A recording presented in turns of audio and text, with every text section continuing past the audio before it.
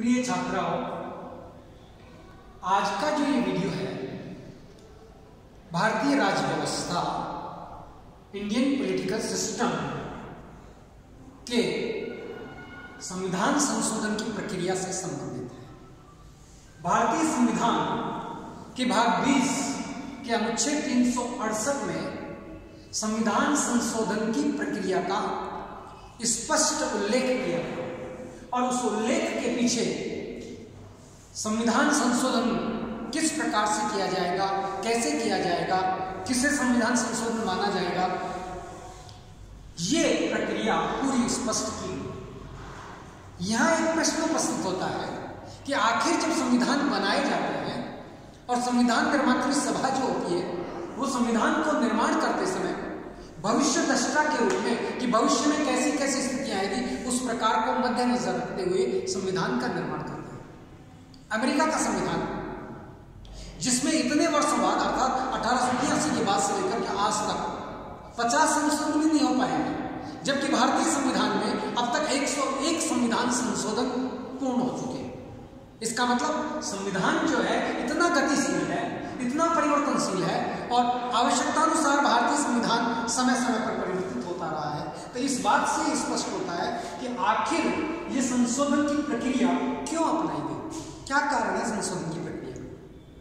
मैंने आपसे बताया अभी 101 संविधान संशोधन हो चुके हैं, तो इससे स्पष्ट हो जाता है कि संविधान को गतिशील बनाए रखने के लिए,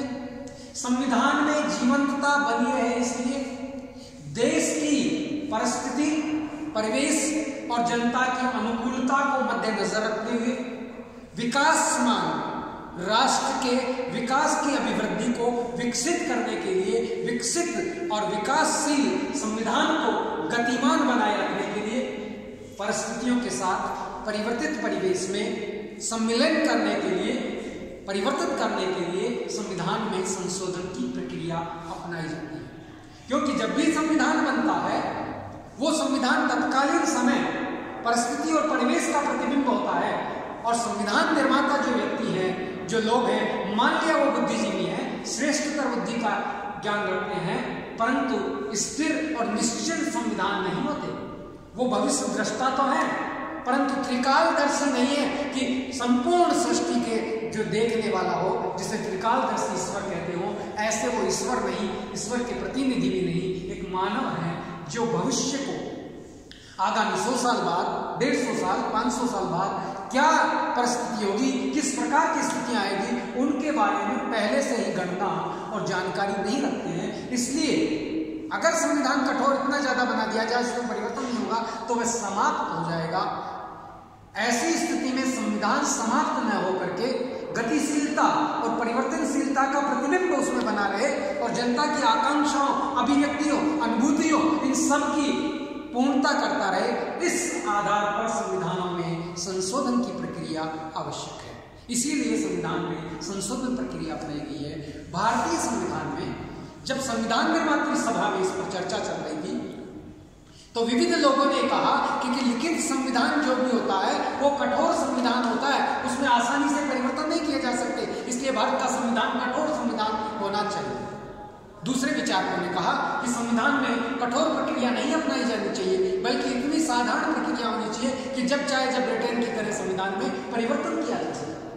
परंतु भारतीय संविधान निर्माताओं ने अंत में संविधान संशोधन की जो प्रक्रिया है वो एक और कठोर और दूसरी ओर लचीली, दोनों के मध्य समन्वय करते हुए, मध्यम मार्ग को अपनाते हुए 3 प्रकार के संविधान संशोधन की बात कही, जिसे हम संशोधन की 3 श्रेणियां या 3 प्रकारों के रूप में उल्लेखित कर सकते हैं या उस पर विचार कर रहे हैं।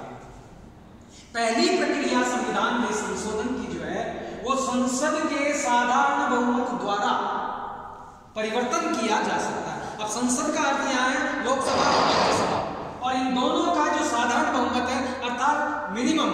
जो बहुमत है, उपस्थित सदस्य हैं, उनके द्वारा जो न्यूनतम कोटा है उसको पूरा करने के पश्चात संविधान में संशोधन किया जा सकता है। और उस सदन की 2/3 बहुमत सफिशिएंट है, ज्यादा की आवश्यकता नहीं है। अगर 2/3 नहीं है, 2/3 से थोड़ा कम भी है, 50% भी है, और अगर उनका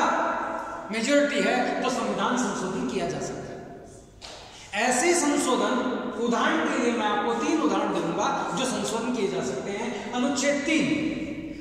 3 राज्यों के संबंध में वर्णन करता है। तो राज्य की सीमा का परिवर्तन करना हो, नए राज्य का निर्माण करना हो, उसके क्षेत्र को कम करना हो, उसके नाम में परिवर्तन करना हो, ऐसा संशोधन संसद के साधारण बहुमत द्वारा किया जा सकता है। अनुच्छेद 3 जैसे अभी हमने जम्मू कश्मीर में धारा 370 समाप्त की और 2 केंद्र शासित प्रदेश बना दिए, ये साधारण बहुमत के द्वारा संशोधन की स्वीकृति को प्रतिबिंबित करता है। दूसरी ओर भारतीय संविधान में अनुच्छेद 169 अर्थात 169 के द्वारा, अनुच्छेद जो है 169 है, वो ये कहता है कि कोई भी राज्य, देश के जितने राज्य हैं उनमें अगर द्वितीय सदन, दूसरा सदन, 7 राज्यों में अभी तक द्वितीय सदन है, बाकी में नहीं है, तो अगर अन्य राज्य में द्वितीय सदन बनाना चाहें तो द्वितीय सदन के सृजन करने के लिए, अर्थात नवीन जो सदन है, द्वितीय सदन जिसे राज्य परिषद कहते हैं, उसके निर्माण के लिए, और अगर बनी हुई है तो उसे समाप्ति के लिए, अवसान के लिए इसमें संशोधन करके उसे समाप्त किया जा सकता है या नूतन सदन का निर्माण करने की प्रक्रिया सामान्य बहुमत द्वारा अपनाई जाए। तीसरी ओर अगर हम ध्यान दें तो अनुच्छेद 339A जो केंद्र प्रशासित प्रदेशों के संबंध में विवेचना करता है और केंद्र प्रशासित प्रदेश में विधानमंडल और विधान परिषद की स्थापना संबंधी प्रावधान है, ये साधारण बहुमत द्वारा किए जा सकते हैं। ऐसे ही साधारण बहुमत के द्वारा देश के महत्वपूर्ण 3 पोर्टफोलियो जिसमें राष्ट्रपति के 7 राज्यपाल और तीसरे चीफ जस्टिस एवं जस्टिस हाई कोर्ट और सुप्रीम कोर्ट के न्यायाधीश, इनके वेतन का निर्धारण, इनके वेतन में परिवर्तन अर्थात कमी नहीं होगी, अधिक परिवर्तन अगर करना होगा तो वे साधारण बहुमत के द्वारा परिवर्तन किए जा सकते हैं। तो एक प्रक्रिया भारतीय संविधान में उपस्थित सदस्यों की सामान्य बहुमत के द्वारा संसद के दोनों सदनों के द्वारा परिवर्तन किया जा सकता है। ये एक संविधान संशोधन की प्रथम प्रक्रिया या प्रथम श्रेणी के संशोधन कहलाते हैं। दूसरी श्रेणी में अगर हम संशोधन देखें जो विशेष बहुमत द्वारा, विशेष बहुमत का मतलब क्या है? सदन की जितनी संख्या है, जैसे 545 लोकसभा की है, 250 राज्यसभा की है, दोनों को जोड़ दो तो 5 और 2 7, तो 700, 500, 200, 700, 745 और 50 अर्थात 795। ये जो 795 है इनका 2/3 2/3 बहुमत, ये विशेष बहुमत कहलाएगा। इसके द्वारा अर्थात इनके आधे से एक अधिक, मतलब 350 सदस्यों से अधिक सदस्य मिलकर के संविधान में प्रथम और तृतीय श्रेणी को छोड़कर सभी प्रकार के संशोधनों के लिए ये बहुमत अर्थात विशेष बहुमत स्वीकार किया जाने की व्यवस्था है। ऐसे संशोधन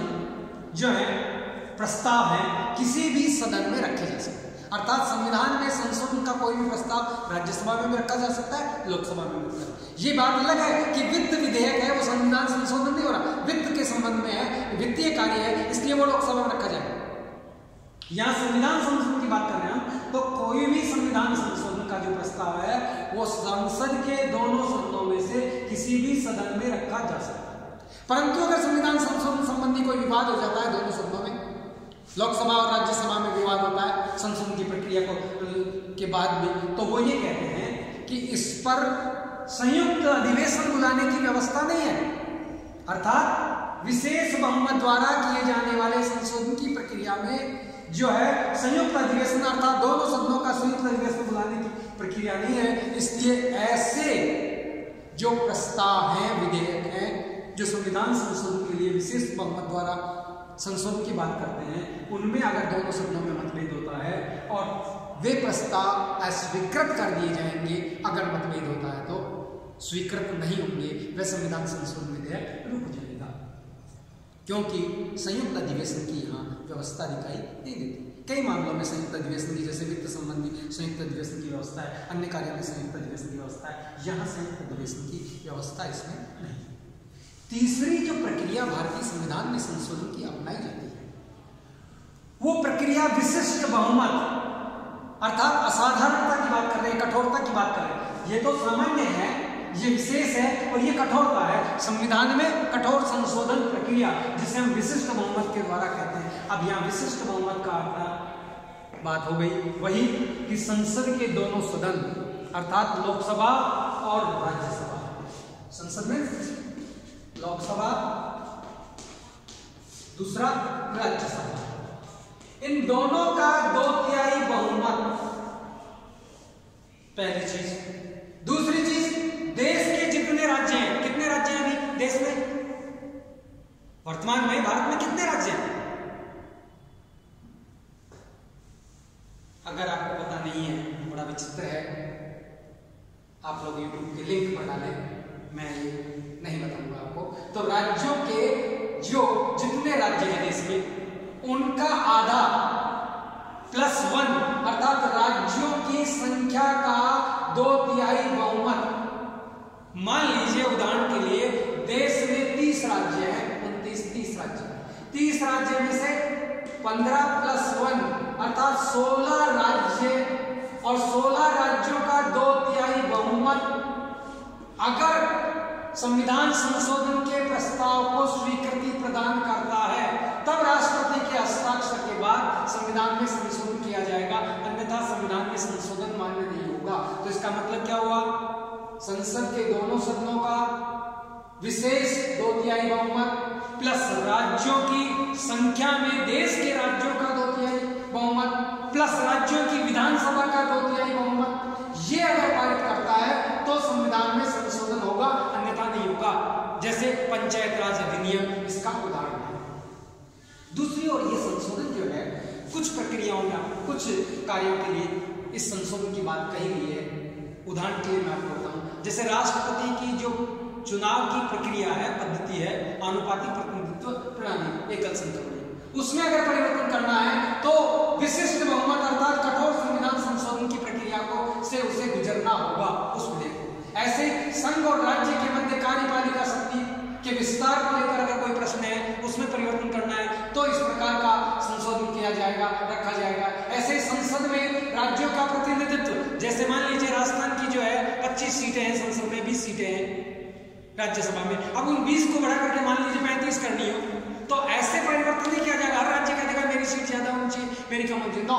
राज्य प्लस संसद दोनों का बहुमत से वो प्रस्ताव रखा जाएगा और वो संशोधन किया जाएगा, तब होगा, अन्यथा नहीं होगा। इसलिए संघ और राज्यों की कार्यपालिका शक्ति के विस्तार को लेकर के या संसद में राज्यों के प्रतिनिधित्व के विस्तार को लेकर के या संघीय और राज्य के न्यायपालिका जैसे सर्वोच्च न्यायालय और उच्चतम न्यायालय, उच्च न्यायालय, उन न्यायालयों में न्यायाधीशों के परिवर्तन की बात नहीं, उसके जो संगठन है, उसकी प्रक्रिया है, उसकी पद्धति है और उसकी व्यवस्था, उन सब में परिवर्तन करना हो तो उसके लिए इस प्रकार की पद्धति अपनाई जाएगी। कहने का अर्थ हुआ सेंट्रल स्टेट रिलेशन, केंद्र और राज्य के मध्य जो विधायी संबंध है, विधि निर्माण संबंधी संबंध है, जो संविधान में संघ सूची, राज्य सूची, समृद्धि सूची के रूप में विभक्त है, उन विषयों को राज्य के विषयों को संघ में रख देना, संघ सूची में रख देना और संघ के विषयों को राज्य सूची में रखना, ऐसे कोई विषय होंगे विधायी संबंधी जो होंगे उनमें अगर कोई परिवर्तन करना होगा तो इस पद्धति को अपनाया जाएगा। इवन देन जो 368 संशोधन की प्रक्रिया है संविधान की, जिससे संविधान में 3 प्रकार से परिवर्तन करने की बात की, इस प्रक्रिया में भी अगर परिवर्तन करना है तो वो परिवर्तन भी विशिष्ट बहुमत के द्वारा ही किया जा सकता है, अन्यथा संविधान में इस प्रकार की प्रक्रिया के द्वारा जो संशोधन होगा वही मान्य होगा, अन्य द्वारा किया गया संशोधन मान्य नहीं होगा। अब यह प्रश्न आता है, जैसे हमने कहा था संशोधन क्यों, तो ऐसे प्रश्न आता है कि ये कठोर संविधान संशोधन की प्रक्रिया क्यों अपनाई गई? साधारण ब्रिटेन में है, अन्य राष्ट्रों में जो है विशेष बहुमत है, फिर यहां विशिष्ट बहुमत की बात क्यों होगी? वाई? इसके पीछे अगर कोई कारण देखें तो संविधान निर्माताओं की ये सोच थी कि भारत में संघीय शासन व्यवस्था अपनाई गई। संघात्मक और एकात्मक का सम्मिश्रण संविधान में दिखाई देता है। एकात्मक पद्धति जो आपत्ति काल में आ जाती है, परंतु सामान्य काल में, शांति काल की व्यवस्था में संघीय शासन व्यवस्था को अपनाया गया है। और ये जो संघीय शासन व्यवस्था है, इस संघीय ढांचे का विनाश ना हो जाए, नष्ट ना हो जाए, खत्म ना हो जाए, विलुप्त ना हो जाए, ये बना रहे राज्य और केंद्र के मध्य। और भारत की जो विविधता रूपी जो संस्कृति है, विविधता जो भाषा की, संस्कृति की और राज्यों की कल्चर है, वो बनी रहे, ये नष्ट ना हो, इस वजह से ये प्रक्रिया अपनाई। दूसरी ओर जो राज्य है उनकी स्वायत्ता बनी रहे, राज्यों के अधिकारों का संरक्षण होता रहे, और राज्य के अधिकारों का संरक्षण, राज्य की स्वायत्ता बनी रहना और राज्यों के कार्य क्षेत्र में संघ का अतिरिक्त हस्तक्षेप न होना, इस बात का द्योतक है कि देश में न्यायपालिका को इसके निर्णय करने का अधिकार दिया गया है और इसके साथ विशिष्ट बहुमत द्वारा संशोधन का अधिकार दिया गया है। नहीं तो संघ राज्यों की इस प्रकृति को ही समाप्त कर देगा, क्योंकि राज्य के निर्माण की प्रक्रिया साधारण बहुमत से की जा सकती है, तो राज्यों की समाप्ति भी की जा सकती है, राज्यों का विलय कर दे, नाम परिवर्तन कर दो। इसलिए जो राज्य की स्वायत्ता है, राज्यों का अधिकार संरक्षण है, संघीय ढांचा है, जिसे अब तो सर्वोच्च न्यायालय संविधान का मूलभूत ढांचा मान चुका है कि संविधान के मूलभूत ढांचे में परिवर्तन नहीं किया जा सकता, बाकी परिवर्तन संविधान के किसी भी अनुच्छेद में किया जा सकता। इस प्रकार से भारतीय संविधान में 3 प्रकार की संशोधन प्रक्रिया है और तीनों प्रकार के संशोधनों पर राष्ट्रपति के हस्ताक्षर आवश्यक है। कोई भी विधेयक राष्ट्रपति के हस्ताक्षर से पूर्व कानून का रूप ग्रहण नहीं करता है, इसलिए राष्ट्रपति के हस्ताक्षर के बाद ही वह संशोधन कानून बनता है। अब यहां प्रश्न आता है कि एक और ये प्रक्रिया हमें दिखाई तो देती है, परंतु अगर दूसरी ओर हम देखें तो राज्यों में दूसरे सदन के निर्माण के लिए राज्य की विधानसभा प्रस्ताव पारित कर सकती है, किंतु उसका निर्माण केंद्र के साधारण बहुमत की स्वीकृति के बिना नहीं होता दिखाई देता। इससे लगता है कि कहने के लिए तो भारत में संघीय व्यवस्था अपनाई गई है, परंतु संघीय व्यवस्था में राज्यों को विशेषाधिकार प्राप्त नहीं है, राज्यों को विशेष अधिकार नहीं दिखाई देते हैं, अर्थात संघीय व्यवस्था होने पर भी राज्यों की भूमिका एक प्रकार से संविधान संशोधन में नगण्य दिखाई देती है। दूसरी ओर अगर हम देखना चाहें तो कई संशोधन की बात करें तो संविधान में जो संशोधन विधेयक हैं, उन संशोधनों में जनमत संग्रह की बात नहीं की गई। जैसे स्विट्जरलैंड में जनमत संग्रह की बात है, ये बात अलग है कि दिल्ली में जो पार्टी है उसने जब चुनाव कराए, चुनाव के बाद जो है कई बार उसने अपनी जनता से मेमोरेंडम लेने की बात कही गई है और उन्होंने प्रयास भी किए हैं लोकपाल विधेयक को लेकर के, परंतु संविधान में किसी भी प्रकार की जनमत संग्रह की व्यवस्था नहीं की गई है। इसका अर्थ ये हुआ कि जनता को संविधान संशोधन में भागीदारी या भूमिका सामान्य रूप से नहीं के बराबर दिखाई देती है, अर्थात जनता की भागीदारी का संविधान संशोधन में अभाव है। संविधान की ये जो प्रक्रिया है, यह प्रक्रिया जटिल भी है और लचीली भी है, अर्थात एक प्रकार से संशोधन की जो प्रक्रिया है उसमें संतुलन बनाए रखने का कार्य किया है, अर्थात संतुलन के साथ साथ हम कहें तो ये जो कठोर और लचीले की पद्धति है, मध्यम मार्ग को स्वीकार किया गया है। ये भारतीय संविधान की एक अपनी तत्कालीन समय काल और परिस्थिति की खूबी है, जिसके आधार पर संविधान संशोधन प्रक्रिया इस प्रकार की अपनाई जा सकती है। अब तक भारतीय संविधान में 101 संशोधन हो चुके हैं और 101 संशोधन जो है 122वां जो संशोधन विधेयक था उसके द्वारा जीएसटी के द्वारा हुआ है। इसके पश्चात अगर हम देखें तो 126वां जो संविधान संशोधन विधेयक था वो ST/SC की 10 वर्ष के लिए विधानसभा और संसद में सदस्य संख्या की अभिवृद्धि के लिए रखा गया, जो भी पारित हो गया है, जिसके द्वारा अब 25 जनवरी 1930 तक ST/SC की संसद में जो सदस्य संख्या है उनमें रिजर्वेशन एसटीज बना रहेगा।